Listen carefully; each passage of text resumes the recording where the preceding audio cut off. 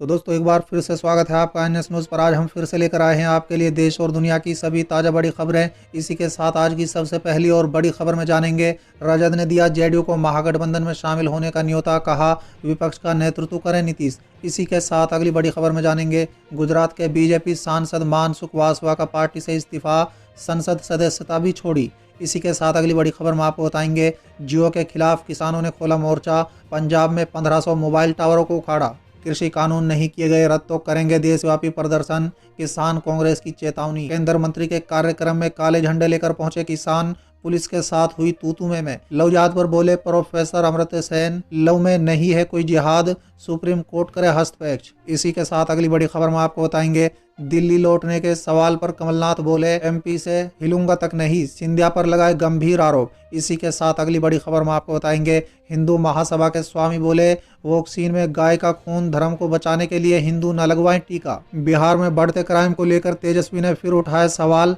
कहा क्यों चुप है महाजंगल राज के महाराज। किसान आंदोलन को लेकर सिंधु बॉर्डर पर और बड़ा मंच बना, लंबी लड़ाई की तैयारी। इसी के साथ अगली बड़ी खबर में आपको बताएंगे, 1 जनवरी को किसान ट्रैक्टरों के साथ दिल्ली बॉर्डर पर करेंगे परेड, राकेश टिकैत का बड़ा ऐलान। अन्ना हजारे किसानों के मुद्दे पर जनवरी में दिल्ली में शुरू करेंगे आंदोलन। इसी के साथ अगली बड़ी खबर में आपको बताएंगे, असदुद्दीन ओवैसी की पार्टी ने उत्तर प्रदेश विधानसभा चुनाव 2022 के लिए घोषित किया प्रत्याशी। तो चलिए देख लेते आज की पहली बड़ी खबर। राजद ने दिया जेडीयू को महागठबंधन में शामिल होने का न्योता, कहा विपक्ष का नेतृत्व करे नीतीश। दोस्तों दरअसल बिहार में नई सरकार का गठन हो चुका है, लेकिन अभी तक कैबिनेट का विस्तार नहीं हुआ है। ऐसे में माना जा रहा है कि बिहार में सत्ता चला रहे एनडीए गठबंधन में चीजें ठीक नहीं चल रही हैं। दोस्तों बता दें, अरुणाचल प्रदेश में जेडीयू के 6 विधायकों को भाजपा में शामिल होने के बाद से ही राजनीतिक गलियारों में बिहार सरकार को लेकर सुगबुगाहट तेज हो गई है। इसी बीच राष्ट्रीय जनता दल के वरिष्ठ नेता और पूर्व विधानसभा स्पीकर उदय नारायण चौधरी ने कहा है कि अगर मुख्यमंत्री नीतीश कुमार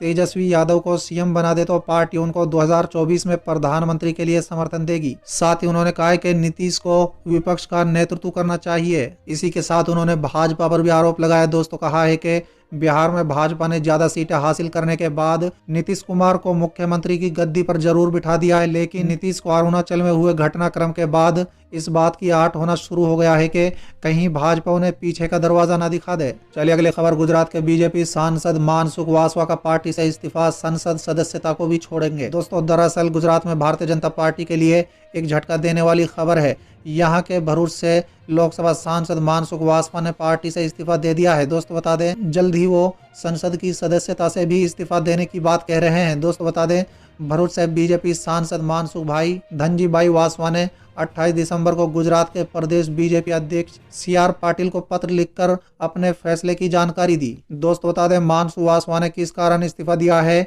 यह अभी तक पूरी तरह स्पष्ट नहीं हो पाया है। चलिए अगली खबर, जियो के खिलाफ किसानों ने खोला मोर्चा, पंजाब में 1500 मोबाइल टावर क्षतिग्रस्त। दोस्तों दरअसल कृषि कानून का विरोध कर रहे किसानों द्वारा पंजाब के 9000 में से 1500 रिलायंस जियो के टावरों को कथित रूप से नुकसान पहुंचाया है। दोस्तों बता दें, इन सभी ने काम करना बंद कर दिया है। टेलीकॉम कंपनी के एक प्रतिनिधि ने बताया है कि पंजाब में टावरों के साथ तोड़फोड़, बिजली की गड़बड़ी या जनरेटर की चोरी का कारण कई जगह सेवा प्रभावित हुई है। दोस्तों बता दें, मुख्यमंत्री कैप्टन अमरिंदर सिंह ने राज्य में मोबाइल टावरों के साथ छेड़छाड़ और दूरसंचार सेवाओं को बाधित करने के खिलाफ आज कड़ी चेतावनी दी है और पुलिस से ऐसे मामलों में सख्त कार्रवाई करने को कहा है। चलिए अगली खबर, कृषि कानून नहीं किए गए रद्द तो करेंगे देशव्यापी प्रदर्शन, किसान कांग्रेस की चेतावनी। दोस्तों दरअसल केंद्र सरकार के कृषि कानून के खिलाफ चल रहे किसानों के आंदोलन का आज 34वां दिन है।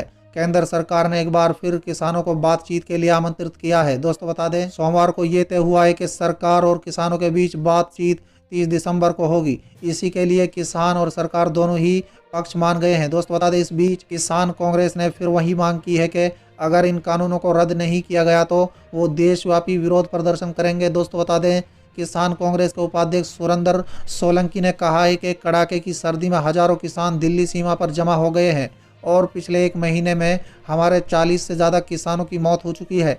लेकिन नरेंद्र मोदी सरकार जो कॉरपोरेट्स की कठपुतली बन गई है, वो अपने काले कानूनों को वापस नहीं लेने पर अड़ी हुई है। उन्होंने कहा है कि प्रधानमंत्री मोदी टेलीविजन पर आते हैं लेकिन किसानों की मांग पर कुछ नहीं बोलते। चलिए अगली खबर, केंद्र मंत्री के कार्यक्रम में काले झंडे लेकर पहुंचे किसान, पुलिस के साथ हुई तू में। दोस्तों दरअसल विभिन्न किसान संगठनों द्वारा मिलकर बनाया गया संयुक्त किसान मजदूर मोर्चा के सदस्य, पदाधिकारी, वान्य किसान आज चौथे दिन भी टोल प्लाजा पर डटे रहे थे। दोस्तों बता दें, हाईवे के टोल फ्री रखा गया है। इसी के अतिरिक्त सटोरा में होने वाले केंद्र जल मंत्री रतनलाल कटारिया के कार्यक्रम का विरोध करने भारतीय जनता पार्टी के नेताओं को काले झंडे दिखाने और उनके कार्यक्रम न होने देने को लेकर सैकड़ों की संख्या में किसान संगठन के सदस्य सटोरा पहुंचे। चलिए अगली खबर। लव जिहाद पर बोले प्रोफेसर अमर्त्य सेन, लव में नहीं है कोई जिहाद, सुप्रीम कोर्ट करे हस्तक्षेप। दोस्तों दरअसल लव जिहाद पर देश में चल रही बहस के बीच नोबेल पुरस्कार विजेता अर्थशास्त्री प्रोफेसर अमर्त्य सेन ने लव जिहाद को रोकने के लिए देश के विभिन्न राज्यों में बनाए जा रहे कानूनों पर टिप्पणी करते हुए कहा है कि ये बहुत चिंताजनक है। दोस्तों बता दें, लव जिहाद के कानून पर टिप्पणी करते हुए उन्होंने कहा है कि ये मानवीय स्वतंत्र में हस्तक्षेप प्रतीत हो रहा है। जीवन का अधिकार और मौलिक अधिकार के रूप में मान्यता प्राप्त है, लेकिन इस कानून के परिणाम स्वरूप मानव अधिकारों का उल्लंघन किया जा रहा है। चलिए अगली खबर। दिल्ली लौटने के सवाल पर कमलनाथ बोले, एमपी से हिलूंगा तक नहीं, सिंधिया पर लगाए गंभीर आरोप। दोस्तों दरअसल मध्य प्रदेश के पूर्व मुख्यमंत्री व प्रदेश कांग्रेस कमेटी का अध्यक्ष कमलनाथ को दिल्ली लौटने और सेकेरे राजनीति से संन्यास लेने की चर्चा इन दिनों हो रही है। दोस्तों बता दें, चर्चाओं पर विराम लगाते हुए कमलनाथ ने दिल्ली लौटने और संन्यास लेने पर अपनी बात रखी है। दोस्तों बता दें, नवंबर में हुए मध्य प्रदेश विधानसभा के उपचुनाव में 27 में से सिर्फ 9 सीटें ही कांग्रेस के खाते में आई। इसके बाद बीजेपी नेता कमलनाथ पर हमलावर हो गए। दोस्तों उन्होंने वापस दिल्ली की राजनीति में लौटने तक की सलाह दे दी है। बीजेपी नेताओं की इस सलाह पर कमलनाथ ने खुलकर अपनी बात रखी है। एक अखबार को दिए इंटरव्यू में कमलनाथ ने कहा है कि मैं मध्य प्रदेश से हिलूंगा तक नहीं। चलिए अगली खबर। आरजेडी नेता बोले, बीजेपी नीतीश के लिए समस्या पैदा कर रही है, महागठबंधन छोड़ने की गलती सुधार सकते हैं। दोस्तों दरअसल बिहार के मुख्यमंत्री नीतीश कुमार ने जनता दल यूनाइटेड के अध्यक्ष की कुर्सी छोड़ दी है और आरसीपी सिंह को नया पार्टी अध्यक्ष बनाया गया है। इसी पर आरजेडी नेता शिवानंद तिवारी ने कहा है कि बीजेपी जिस तरह से बर्ताव कर रही है वो उनकी पार्टी के लिए समस्याजनक है। नीतीश कुमार बुद्धिमान हैं, महागठबंधन छोड़कर उनसे जो गलती हुई है वो उसे सुधार सकते हैं।